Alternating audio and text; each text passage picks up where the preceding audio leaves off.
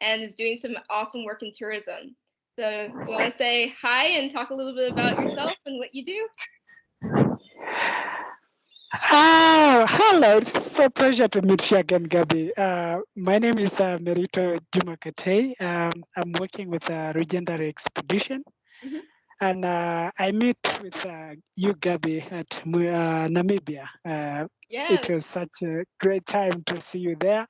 At that time, I was working with the Copper Lion, the research company, the project, Hmm. and later on, after 1 year, we had another project at Serengeti Very cool. called the Serengeti Lion Project. They took me there, and I went to work with them to introduce the new profile of Serengeti Lion Project.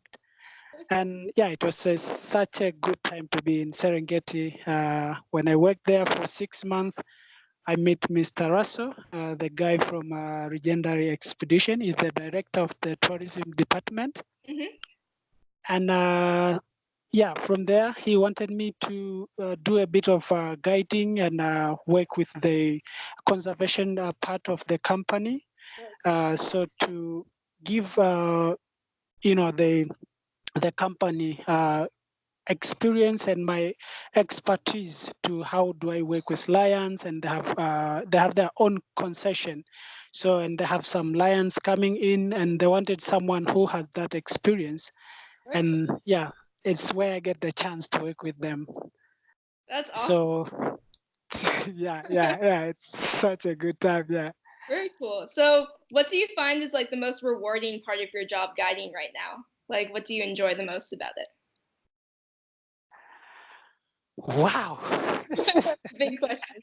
That is a really good question. What I really enjoy, it's being out to the bush and observing the behavior, sharing that experience with the clients, Right. just seeing what the animal doing, and just digest that behavior to fit to these new people who they really, this is their own one safari. They already come to Tanzania or in Africa or anywhere. So when I see those animals, see their behaviors and tell them, Hmm. that is really rewarding to me. And also conserving, just giving my experience of how I'm really passionate on conservation, Right. and tell people what do you need to do for these lions or animals, so we can have for this generation and for the coming generation. I think that's a mostly rewarding part on me. Yeah, because you're able to kind of, create an excitement within these people who maybe have never been there before to kind of contribute to conservation or be involved, and I think that's really awesome. When did I ever tell you that I took my mom to Kruger, the Kruger National Ah, Park in South Africa? no, you didn't. You didn't. It was so cool. So she had never been to Africa before, and I was doing my master's degree in South Africa, so I took her to Kruger, and just watching her face, when she was seeing like all these animals doing the natural behaviors, and then she's like, you know what, conservation's really cool, and then even like of her own volition, she started to like learn more about it. So it can be really life changing for people. It is, Gabby. I just remember when I was about 11 years old, Hmm. it was where my passion came out. My mom, she really wanted me to be somebody in this world. Hmm. And she asked me, "What do you like to be, Merito?" And I say, "You know what, mom? We have kettles here back home, Hmm. but I need to have the world kettles. I need to be with the world kettles. I think that would be cool." And I really end up being in the world kettles. Right, to kind of like respect the wildlife as much as you respect your own cattle, kind of thing. For sure. Yeah.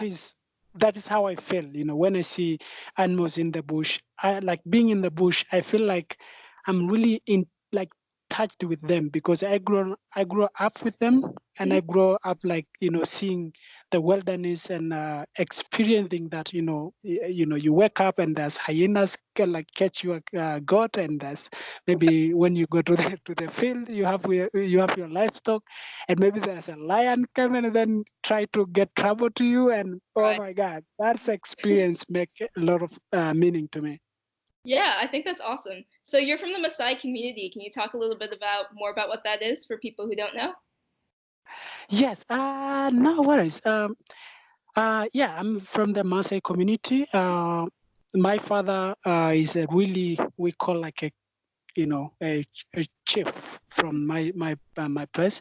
Maasai is like uh,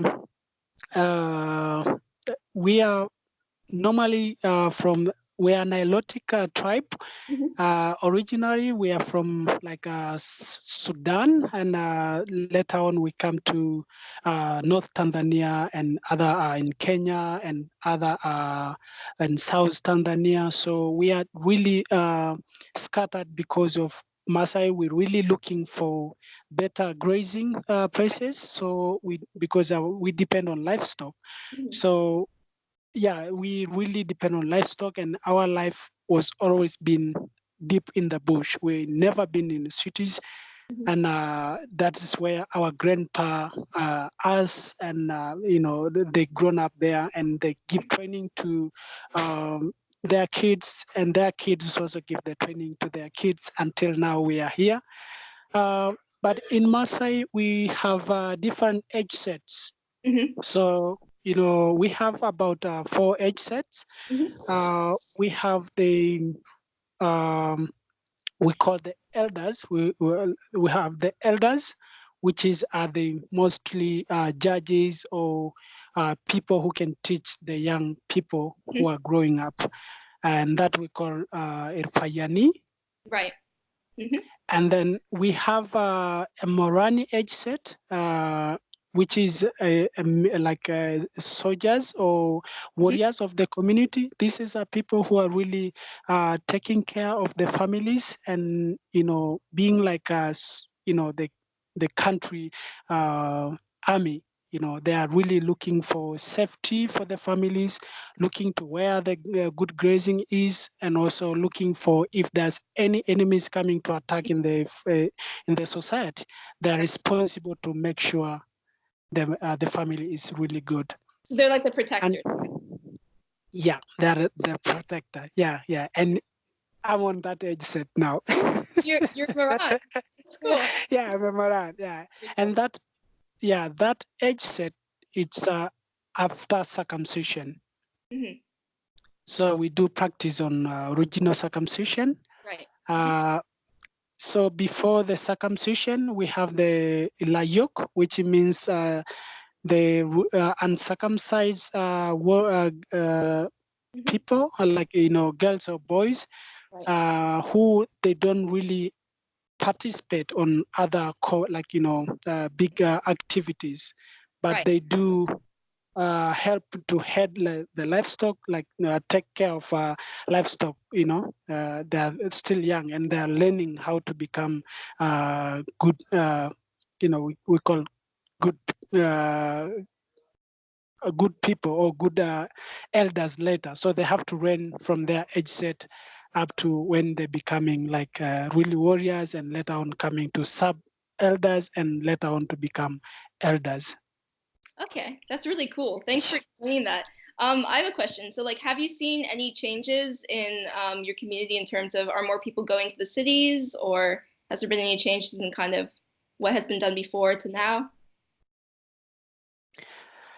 Oh, that is a really good question, Gabby.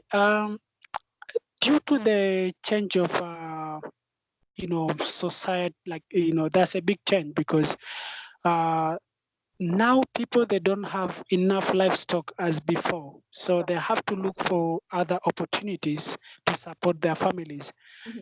So we have ages like the Morani ages, or like the sub elders ages, who they are really going to town, and because they don't have enough education, they end up being working as a security people.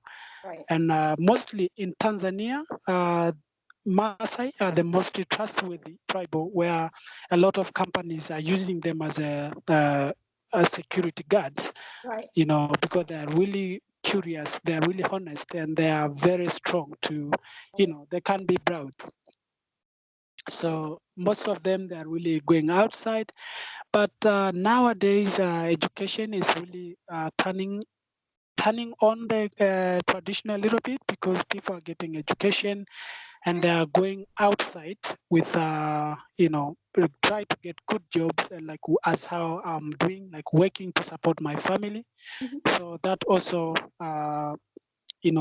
make us to not do other things, like be in the family, protect the family, but we protect it in a new way. Like we go out, we get jobs. After we get jobs, we help our families. Very cool. Awesome. Yeah, Yeah. that's really interesting. So like, has there been a big impact of things like drought and things in the country that have been affecting livestock rearing? Like, has there been less rain? That is a big challenge now everywhere. I think the global, the climatic change is causing a lot of trouble, because I've been talking with my grandfather, and he always told me, that years, we had so big rains. The rain can rain for about 4 6 days, like continuously, and now the rain is a little bit less than other days. And also the population is increased, so people are a lot, and then places to have grazing places, Mhm. it's much less than before. You can find, like, in one area, there are about maybe 6,000 people, about 4,000. So it's like we're increased in number. So that also can contribute for us to not having the sustainable, you know, livestock keeping. And because we don't have that system of having a good protected place, or having the, you know, your own place, so you can really manage it. You can make it in a good way, like having good plots, so you can put cattle's food. Right. So we don't have that kind of education, and I think that is also a bit of challenge. I think if people will come to that idea and having their own places where they can manage themselves, Mhm. and try to minimize the number of livestock they have, and put in a good way, in the Right. good productive way. About their careers in conservation. Do you have any advice about people who are kind of looking into a career in this field, or anything you'd like to share about that? Yes, I can. First of all, I feel. Can you hear me now? Well, Yeah, I can hear you now. Okay. okay. First of everything, it's I would like to really thank you myself to know what the conservation means, and how much is conservation is important in this world. Right. Uh, are the growing young scientist, young conservationist, uh, there is such a big importance of growing, knowing how to conserve, how to put your energy on in conservation in general. Uh, the most important thing is, waking up and then understand that if we don't do the really conservation now, Mhm. we are going to lose the general world. If we don't protect, the like if we don't protect, like, the global warming, we call the climate change, or we don't care about wildlife in general, I think we are going to lose a lot of our wildlife. Right. Example, I'll take here in Tanzania. Um, we have different projects. We are going to schools and try to educate the young kids, because to to make sure that the generations are growing up with a lot of love and passion about something, you need to start with the kids. Right. Yeah. So we now going to some schools, and we're providing like the sub trainings to tell them what are the importance of giraffe, to tell people about how beautiful is giraffe, how beautiful is a lion, and give them stories about, this lion. If we don't have the lion in an ecosystem, it means that the whole ecosystem will collapse. So people will just growing up understand that, oh, lion is so very important. Oh, giraffe is so very important. So this will make people to grow up understanding how to conserve and how to be conservative. So what I can really say the world to understand is together, me, you, and anyone who is listening to us, we really need to have a passion. We really need to have a love, and we really need to have a connection between each other to make sure that the conservation heart is growing from each corner of the world, and telling people about how much is important. People to invest, like the people to invest on. There's big people who will come with different knowledge, different ideas of how to conserve, how to protect maybe the, what we call like, to conserve like land management areas, or protecting the parks, or protecting the game controlled areas, or protecting the city, like each one from any corner, like having this kind of courage. You go to the city and you found like the city is dirty. If you start from there, that is a conservation heart. You are building it up from there.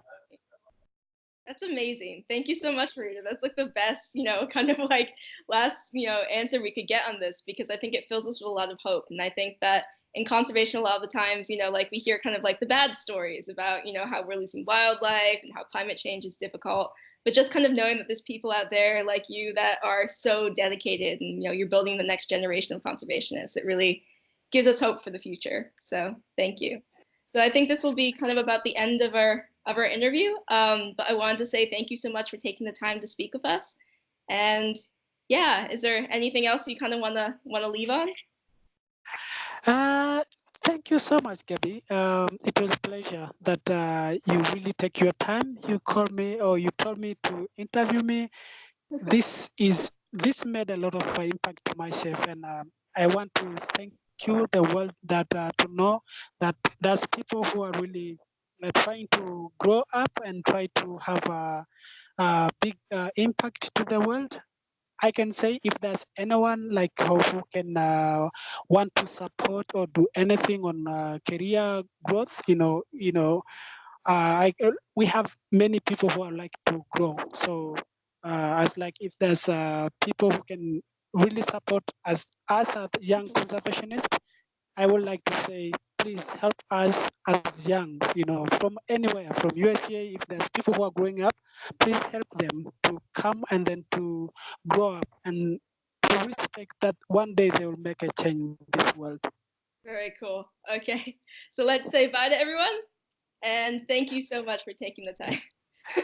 Oh, bye. Thank you so much. Thank you so much, Gabby.